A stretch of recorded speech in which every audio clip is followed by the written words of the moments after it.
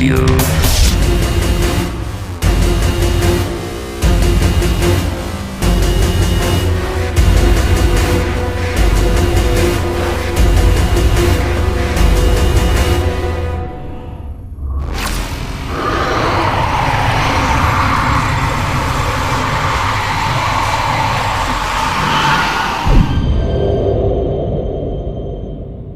At the end of Halo 3, developer Bungie left Master Chief and Cortana adrift in a derelict ship, their fates uncertain.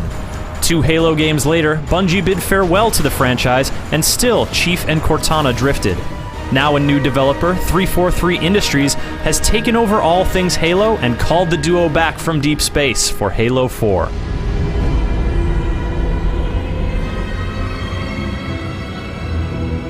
So what does Halo look like under new management? Visually, better than ever. From grand vistas to jungle clearings, the environments pop with detail. And the excellent artistic design that makes human, Covenant, and Forerunner architecture so instantly recognizable is on display once more, helping to create a cohesive sci-fi world.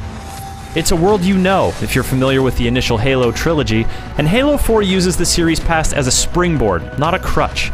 From the striking opening cutscene, it's clear that humanity is swept up in a new galactic initiative, and Master Chief's 4-year hiatus in cryosleep leads to an uneasy reunion. By the time you see another human, Chief and Cortana have stumbled upon a dire threat to humanity's existence, one that provides the series with its first proper villain, and whose roots in vague Forerunner mythology soon come into frightening focus. These galactic machinations are dramatic and intriguing,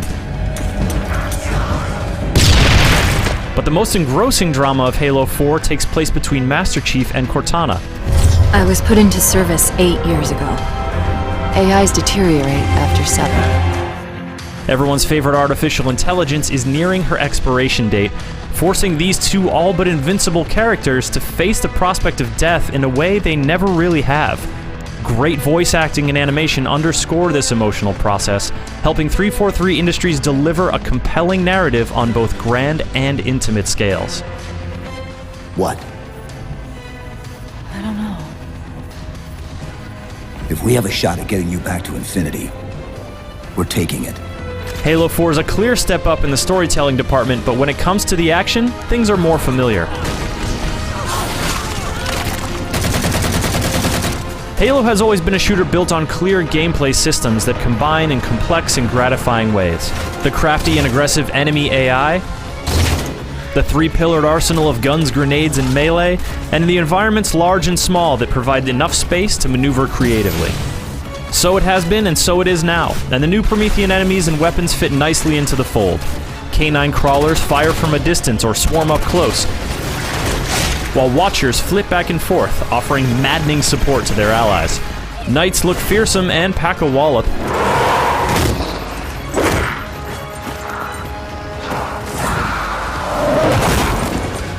So battling Promethean squads is an enjoyable challenge. Though the new weapons fit familiar niches, neat tweaks like the Bolt Shot's shotgun-esque alternate fire and the Scatter Shot's ricocheting bullets make them feel distinct. You did it! Get back!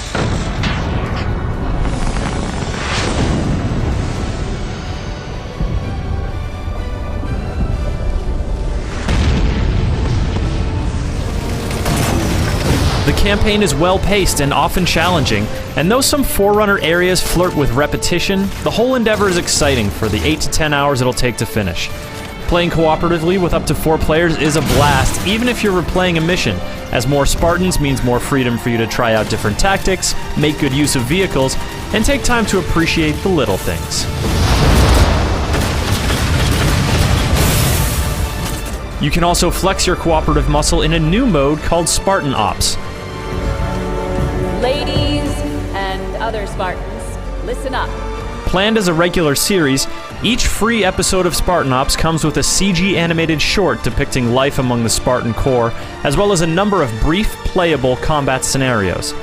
These skirmishes are over in a matter of minutes, and this brevity makes them feel inconsequential and unsatisfying.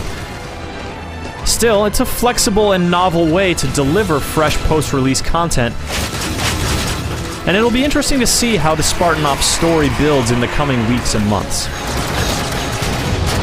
On the less cooperative side of things, War Games is the new name for the vaunted competitive multiplayer action that has been a genre standout for more than a decade. The classic deathmatch and objective-based game modes have returned, with a few new additions, tweaks, and gross-as-hell flood mode sword arms, but the big additions here are on the customization side. Quick sidebar here, you're gonna need a few gigabytes of free storage to install both Spartan Ops and War Games. Yes, it's required. For real. Now where were we? Ah yes. Halo has always dictated the weapons available to players in a given match, creating a level playing field from the get-go. But now, in a move reflective of modern shooter trends, Halo 4 introduces loadouts.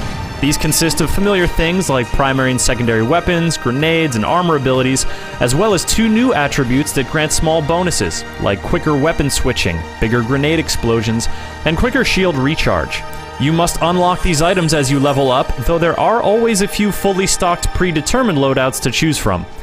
In other changes, weapons spawned on the battlefield are now clearly marked, and players who do well can call in their own ordnance drop mid-match.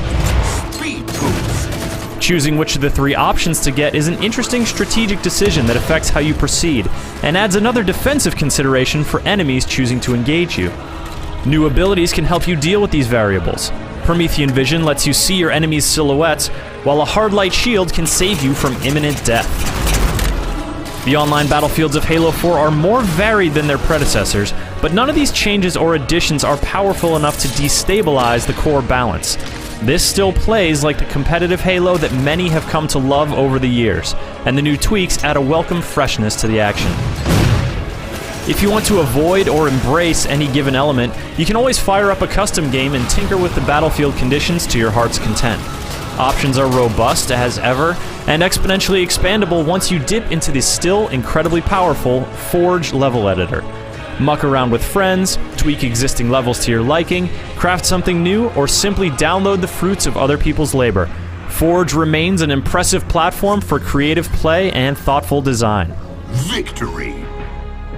Halo 4 is every bit the massive shooter package that its predecessors were, and it holds the series standard high.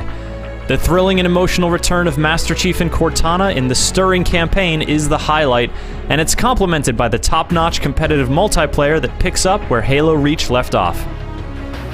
The new Spartan Ops may stay a mere sideshow or prove its worth in the weeks to come, but there's no doubting that the next planned Halo trilogy is off to a great start.